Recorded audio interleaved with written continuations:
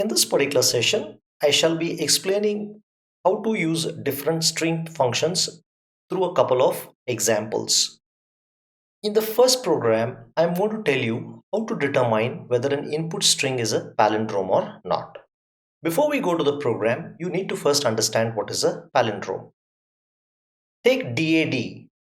If I spell it from left to right or right to left, it spells the same. That is an example of a palindrome. MOM is also an example of a palindrome. A longer and a better example of a palindrome is the word Malayalam written in English. Whether you read it from left to right or right to left, it reads and spells the same.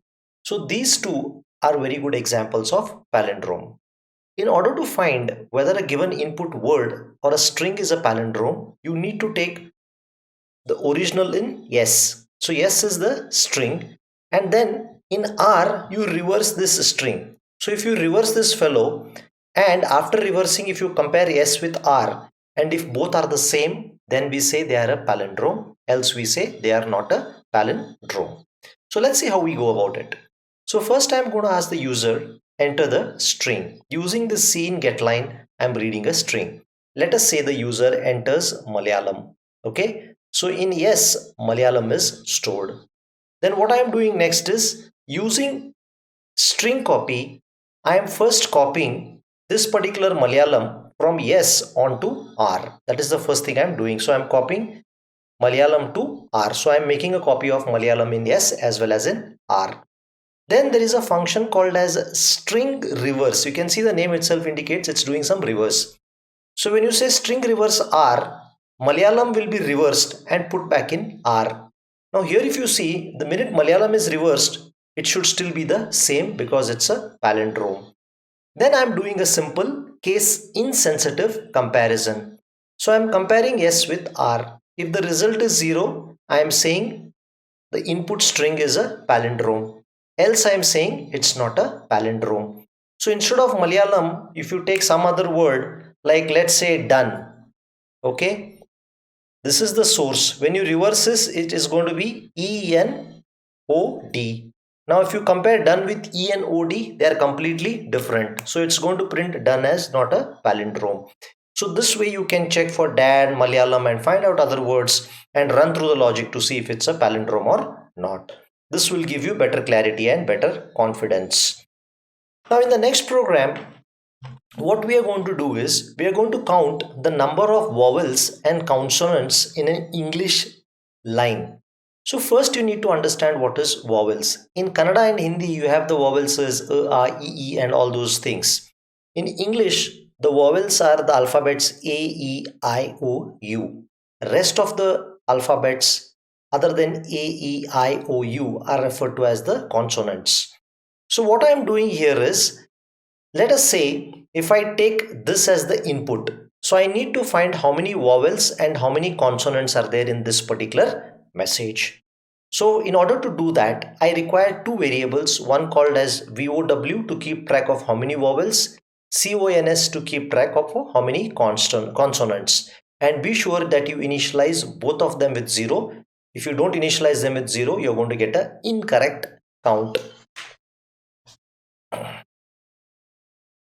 All right, so let's put this fellow here so you can see this thing. All right, now let's take a look at this particular program. So what I am doing here is I have declared a string. Okay, I have declared a string yes of capacity 100. So it is going to store the message one fine day. Length, to get the length of the string, I is used to travel through the string. Consonants and vowels I have already explained to keep track of the number of vowels and consonants. So I have made initially both of them 0. I am first asking the user enter the string. Let us say the user enters 1 space fine space day and then presses enter. So yes will contain 1 fine day with suitable spaces. First thing is I do is I find length of this particular fellow. What is the length of this fellow? 1, 2, 3, 4, 5, 6, 7, 8, 9, 10, 11, 12. So the length of this particular string happens to be 12. Why we need the length? Because we need to process only 12 characters. If we do not know the length, then how will we know how to stop? or alternately you can process till we don't reach null. So either of them is fine. Now what I am doing here is take a look at this particular if statement. It's really simple. I am starting with I is equal to 0, and as long as I is less than the length, I am checking character by character. Now what is S of 0? S of 0 is 1. S of 1 is N. S of 2 is E. S of 3 is space. So I is 0. Now what I am doing is I am first checking whether S of I is an alphabet, because I have also got spaces. So using the is alpha function, it will return a non-zero value if this happens to be alphabet. Since O is an alphabet, it will return a non-zero value. This if condition becomes true. Now I am not sure, the user may have entered uppercase, lowercase, any mixed case of alphabets. So just to be safe, I am converting O to upper. In this case, no change happens because it's already in uppercase. So since O happens to be one of the vowels here, it will match with this O and it will increase the vowel count. So now it says vowel is 1. Then I go to N. I becomes, let me have the value of I also just for ease. I becomes from 0, it becomes 1. Now, S of 1 happens to be N. Is it an alphabet? Yes. Upper, already uppercase. Is it A, E, I, O, U? Absolutely not. So it will increase consonants by 1. Then I increase I by 1. I becomes 2. I go to E. Is it alphabet? True. Upper. It's still upper. It's one of the vowels. So I increase 1 plus 1. This becomes 2. Then I go back here. I is now 3. S of 3 is a space. Is it alphabet? No. So I go back here. I make I 4. Then I come to F. Is it alphabet? True. 2 upper, already upper. F is a consonant because the case label doesn't match any of these fellows. So I come to F. Since it's a consonant, now consonant becomes equal to 2. I go back here. I becomes equal to 5.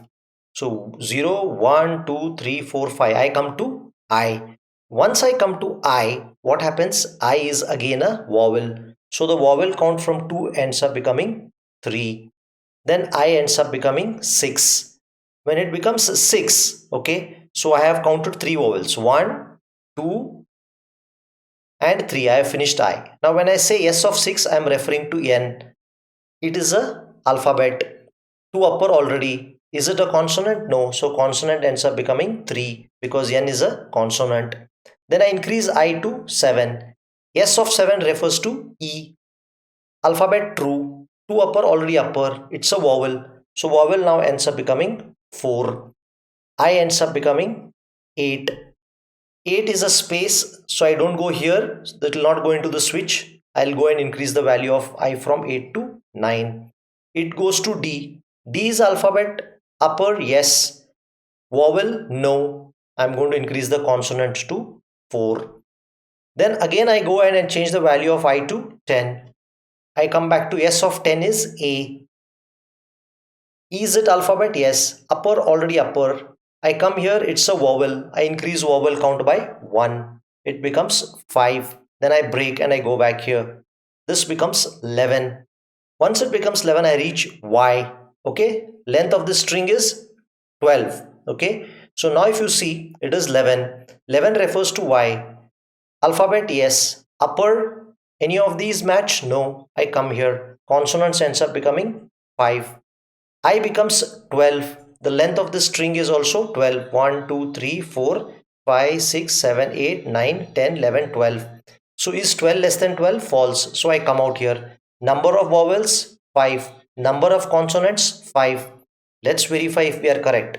This is one vowel. 1, 2, 3, 4, 5. We look okay with the vowels, consonants. 1, 2, 3, 4 and 5. So we are perfect. So this is how you count the number of vowels and consonants. So in this case, I have done multiple things. I have used is alpha character function, which is declared in ctype.h.